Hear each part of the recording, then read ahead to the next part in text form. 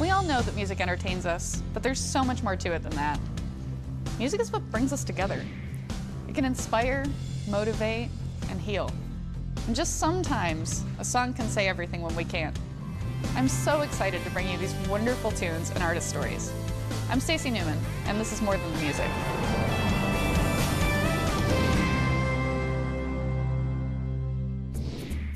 Hey guys, welcome to More Than the Music. I'm Stacy Newman. This week we are going full-on country. We've got Mo Pitney and Lucas Hoge. First up, we've got Mo Pitney. Let's head on over to the Willie Nelson and Friends Museum and General Store in Nashville. Guys, we are at the Willie Nelson and Friends Museum and General Store in Nashville, Tennessee, and we're here talking to Mo Pitney today. How are you? You have been touring all over the place. Tell us a little bit about your last trip to Europe. Yeah, I went maybe 3 years ago with maybe it was 2 years ago with my brother to Ireland, but then we went back and started in Ireland this last trip.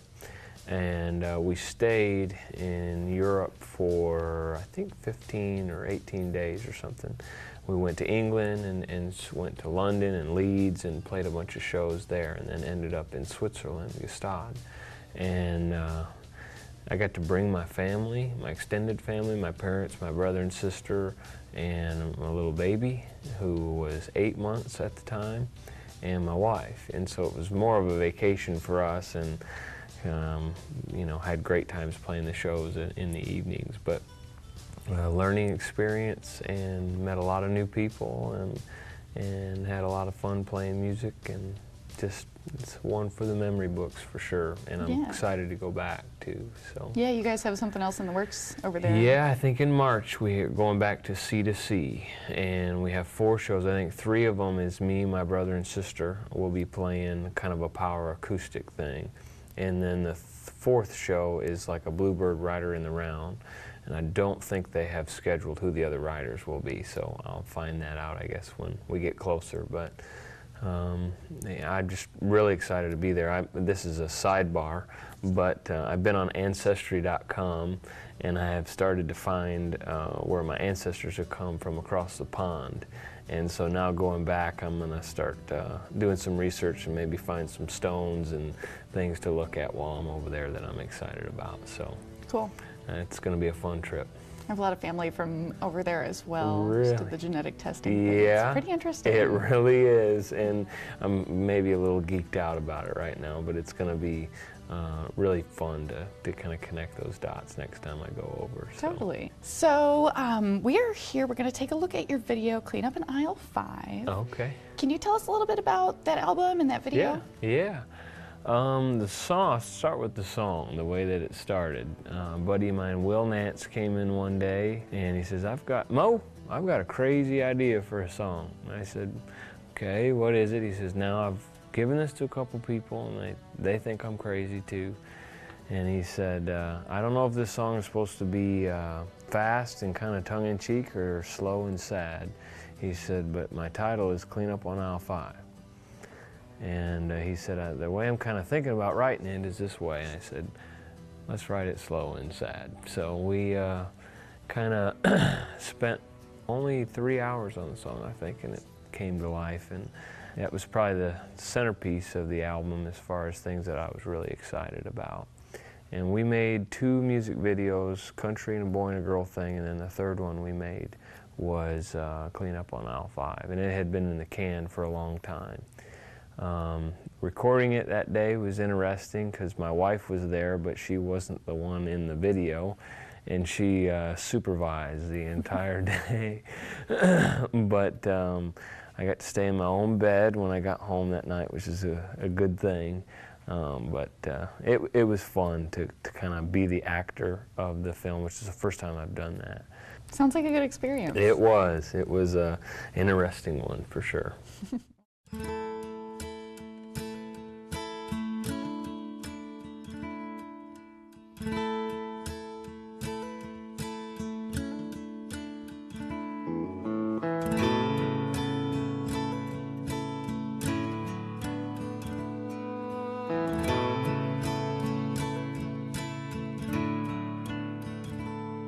I stopped off at the grocery store to pick up a few things. And I was reaching for some Cheerios when I heard someone say my name. I knew exactly who it was, and my heart started to race. I turned around, my legs got weak when I saw her face. There stood the girl that broke my heart just a year ago. I thought that I was over her, but little did I know that running into her like that would leave me in a total mess, wishing that we'd never said goodbye. And if I wasn't standing in that store, I might have laid right on that floor and cried. I heard that voice, I saw that smile, clean up on aisle 5. She ran over and hugged my neck. I didn't want her to let go. She smiled and said I looked just like a kid with my box of Cheerios. We laughed and talked about old times, which wasn't all that smart, 'cause it just left me with an emptiness when she pushed away her car. And if I wasn't standing in that store, I might have laid right on that floor and cried.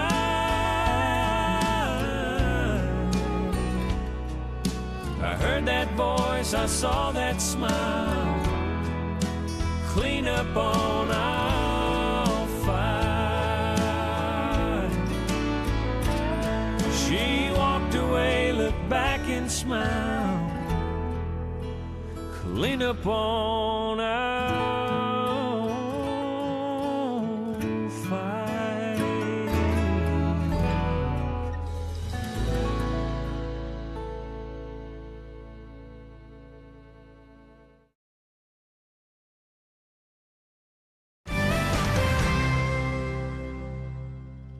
So what are you listening to right now? There's a group of songwriters here in Nashville that are kind of Christian singer-songwriters. One guy's name is Andrew Peterson, and one of his friends, his name is Eric Peters. And I've listened to his record a lot. Ricky Skaggs' daughter made probably one of the greatest records I've ever heard in my life. Her name's Molly Kate Skaggs. And she's got a record called, I think it's Awake the Dawn, I think is what it's called. But it's got strings and symphony and her just kind of playing. It's very unique, and it's been a really beautiful record for Emily and I. Those things are probably not what you'd expect for me to be listening to right now, because it's not really what'll directly come out in my music. But I think I've been learning things as I've listened to things on the outside of what I've normally listened to historically. But yeah, well, it's good to get influences from all over the place, I think. And I think that my roots are not going to change in the way that I do things, but I think I'm able to pull from obscure things that I'm drawn to that might show up in more of a traditional sound that might give, hopefully the idea is to give something that might be a little new, you know, something that's come together from a bunch of different influences in a different way, and hopefully that'll find a space to live in the music world, you know. So. Well, on that note, can you tell us a little bit about your songwriting process? And sometimes, you know, Curb will send us on a writing retreat, and all we're thinking about is writing songs. And I've gone to Canada and done that. I've gone to Gatlinburg and done that. flew out to Colorado to write with Dean Dillon, and sometimes you just spend 4 days and say, all we're going to do is write songs. For the most part, life's got to go on, and I'm working on a bus right now that we bought, and I invited a buddy yesterday, the one that's most recent for me as far as the songwriting process. A buddy, Dennis Duff from Kentucky, came to my house, and I went and didn't want to get in a hurry, so we went and looked at the bus and talked about the bus, and then came down and just sat at the kitchen table and started to talk about Ancestry.com. And we actually wrote a song about an ancestor. His name's James New Pitney, who came over on the Planter, originally from Ireland but sailed from London. And I wrote a song about my roots and where I came from, just because that's been on my mind. Yeah, can't wait to hear it. Yeah. What would you say inspires you most in your life to keep writing music? The only reason for anything is its creator. And I have found that if I try to pull inspiration from created things alone, eventually the spark runs out. And once I can fully understand something and get my mind totally wrapped around it, it loses its shimmer and shine, and you can lose your inspiration and do things for the wrong reasons. I don't do this perfectly, but I try to see the Creator through the created things. I try to see Christ in what I'm writing about, and pull from that. And that's been my goal, especially over the last couple years. And faith has risen and fallen in that, but I know that if I don't start there, the inspiration will eventually burn out. And so that's where I'm always trying to seek and pull from. So tell us what's next for you. Yeah, I'm you know, in the studio right now experimenting. I've recorded some demos with different producers that are also songwriters that I've been involved with, and I've been just kind of testing the waters and seeing, you know, what direction I'm being guided in to you know, have a relationship with a producer and try to, you know, get our minds wrapped around a record. So I have recorded probably 3 or 4 things that I'm really proud of. I hope the next record is just an add-on to what we've done. I hope it evolves a little bit in me figuring out kind of what my niche is. Like, I know my roots are in kind of a traditional sound, but I just want something new and fresh to come out of what we've already done, and not lose anybody behind who has enjoyed what we've already done, but still grow as an artist. And that's our goal. I'm doubtful of my ability to do what I hope, but finding the right people to work with in the right place, I think, is the next step, and that's what we're doing now. So don't doubt it. Yeah, you'll find it. I'm excited to see what we stumble into. So yeah, I'm excited to hear it too. Yeah, it'll be fun. Well, Mo, thank you so much for talking to us today. Yeah, thank you. Had a great time. Cool. Y'all stick around. Stay tuned, guys. We've got Lucas Hoge coming up next.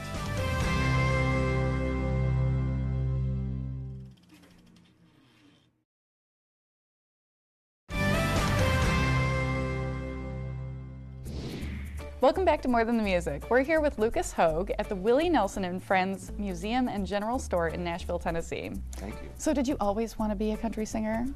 Pretty much. I remember a guy coming into my high school, well, grade school at the time, and he stood up in like the study hall and said, I want everybody to write down as many dreams as you can possibly put on one sheet of paper, and the first one who gets the most dreams gets $1 or something like that. We were little kids, and I had the most dreams, and at the top of the list, I think I still have the list, was country singer. So yeah, I think I've always wanted to be a country singer. So you grew up in a very small town. A lot of people say that. Yeah. 44 people total. Total. And Yeah. graduating class of 7? That's correct. So I was the top 7 in my class. I'm going to keep that. Yeah, it's so small. Right on the Kansas-Nebraska line is a little town called Hoge, Nebraska. And my folks still live on a little farm back there as well. So it's great to go back during the holidays or when we're coming through on tour or something. We stop and get a nice home-cooked meal from Mom. You know, it's pretty incredible. I wouldn't trade it for the world. And I would encourage anybody that has the opportunity to grow up in small towns like that, go back to the small towns. That's where it's at. What was it like the first time you heard your music on the radio? Gosh, the first time I heard my music on the radio was actually back in my hometown area, and I was just doing like demos and work tapes and things like that, and I had such a supportive group of people back there, and there was a little mom and pop radio station called KR92 FM, and she played one of my songs for the first time, and I was driving down the road with my brother. We were going to, I don't know, put up fence or something. I was like, holy cow, they're playing my song, that's incredible. But then when we left the state and come to Nashville, I'm finally putting records together, and you know, we're getting played on billboard stations and big radio stations. And the first time I heard it was Lexington, Kentucky, I think. And it was insane. The program director came out and put it in, made sure it was on, and we got in the van and he cranked up the stereo in the parking lot. He's like, you can say that this was your first time you heard your song. I was like, yes, I can. That's awesome. Yeah, it's pretty cool. Tell us a little bit about your opera debut. That was very recent. It's amazing, and I still get goosebumps every time I think about the fact that I've got to play the Opry, and I got to play with good friends on stage as well. And you know, to have Riders in the Sky introduce me was just, it was a dream come true, honestly, for anybody in the country music world or anybody in the music world. To have been able to play the Ryman Auditorium stage is like tip top of the bucket list for me. So it was cool to share the stage with Gwen, Sebastian, my buddy Gary Muelder, and Tracy Lawrence, and Vince Gill, and just all the amazing people that were there that night. It's just a great time. And to have my family there too, my mom and dad. They let me bring my mom and dad out on stage, and it was cool to have them backstage with me as well. So it was just great. We had lots of friends and family, and if I could go back and relive that moment over and over again, I would do it every single day. Can you tell us a little bit about your songwriting process? So I'm constantly thinking of ideas and constantly thinking of melodies. Even when I'm driving down the road, I'll turn my recorder on and I'll just let it roll, and I'll just start singing melody lines that have absolutely nothing, just random stuff, and hopefully that I remember sparks an idea. And I've always got ideas running around my brain too, from watching TV commercials or movies or anything like that, or standing in line at a checkout counter and you hear somebody talking, and I'm like, I've heard that same saying 15 times in the last 2 weeks. There's something about it, you know, it keeps hitting me in the ear. And I'll sit down with my buddies in a writing room and we'll start throwing out ideas or whatnot. And then it usually starts with a great idea, and then sometimes starts with a melody, you never know. So it just changes each time. And a lot of the writers that I write with, everybody's got their own specific way they like to write. I'm pretty flexible. So I could either start with a lyric or I could start with a melody. It really doesn't matter to me, but there's some guys that are like, no, I have to start this way. I've had this melody in my head forever. I got to get it out. I'm like, okay, let's start there. So it just depends on who you're writing with and what strikes you that day, you know. Tell us a little bit about your most recent album. Absolutely. We're going to be showing Dirty South here in a little bit. Perfect. Yeah, it's a great album. I got to put it together with a lot of great friends of mine, a lot of great co-writers, and I even got to produce some of the tracks on there with my entire band. So I'm excited that it came out and it did so well, you know. And it was a long time coming, really a lot of hard work, and it's all paid off. You know, it's to go #1 on country album sales charts was huge for us. So it was pretty incredible.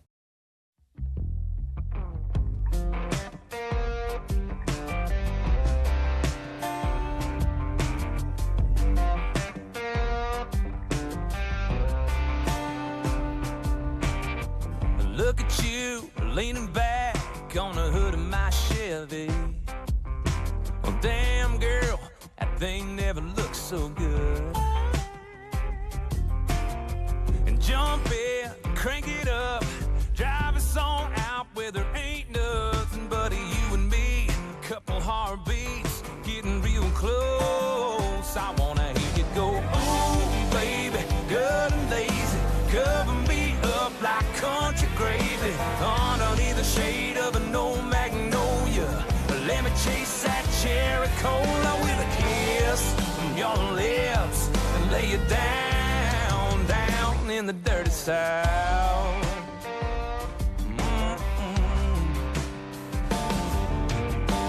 Baby, let's take it slow, like sipping good whiskey. Oh yeah, that's what I'm talking about. I think that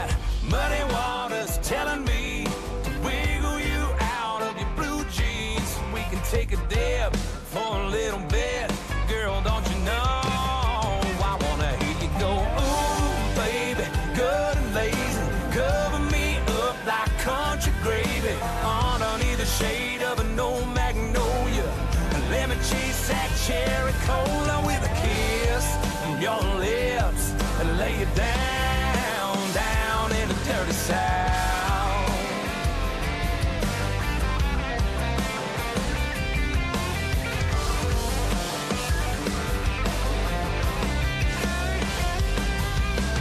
Ooh, like a honey on a biscuit stick is sweet. Ooh, girl, I want you all over me.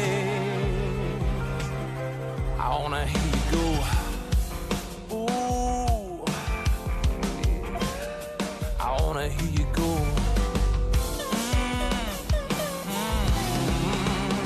I wanna hear you go. Ooh, baby, good and lazy, cover me up like country gravy underneath the shade of an old magnolia.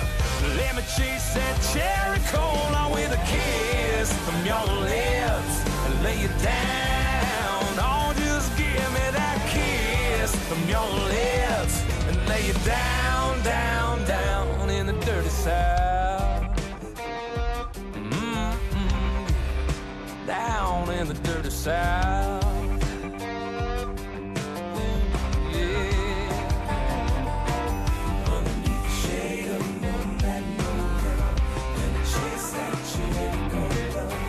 Looking good, hood of my Chevy, cover me with country gravy. Get a muddy water, it's been telling me, wiggle you out of your blue jeans. Gonna shake it there for a little bit, take it down, down, down, yeah. Let me chase that cherry cola underneath the shade of an old magnolia. What are you listening to these days? Anything that might surprise your fans? That's a good question. So I love the standards. Like I like Frank Sinatra and Dean Martin, and I'm a Rat Pack kind of guy, you know. So anytime I've got some time at home and I'm like out in the garage just tinkering on stuff or whatever, I've got Frank Sinatra blasting in the background. That's really my go-to kind of, you know, what I love to listen to. You get kind of the hair for it. Right. You should do a standards album. Maybe I can get in a Hank or James movie, you know. What are you working on right now? So I'm currently writing songs for a new project, and we're actually working on putting out the new single in January called The Power of Garth, which I'm really excited about because I'm a huge Garth Brooks fan. I grew up on his music as a little kid, so to come full circle and be here in town, and was just at the CMA Awards, you know, and he was sitting like 2 rows away from me, and I'm 5 rows off the stage, and I'm like, holy cow, I'm really here doing this, you know, and I'm with all these guys that I grew up with, you know, and listening to, and it's just really cool. So we're working on getting the single out, and we're working on a brand new project, writing with some great friends of mine, and getting great songs. So looking forward to putting a whole new project together for next year. Cool. Yeah. Do you have a favorite record of all time? I know it's a tough one. It's honestly the Garth Brooks No Fences album. I love listening to all those songs that I remember as a kid, and that was the first Garth Brooks record that I was introduced to, and I was like, holy cow, this is a whole different kind of country music than my dad was always playing for me, you know. Mom and Dad had a whole different set of music playing, and when a friend of mine brings the No Fences album to me when I was in junior high, and she's like, man, you gotta listen to this. I know you like country music, check this out. And I was like, what? Are you kidding me? So yeah, that's when I fell in love. So I still listen to it all the time. Sounds amazing. Yeah, I'd relive it as many times as possible. Well, Lucas, thank you so much for talking to us today. It's been a blast. Absolutely. Thank you so much for having me. I appreciate hanging out with you guys. Yeah. All right, guys, thanks. We'll see you later. See you guys. Thanks so much for joining us this week, guys, and thanks to our special guests, Mo Pitney and Lucas Hoge. Check them out on Facebook and look us up too while you're at it. We'll see you next week.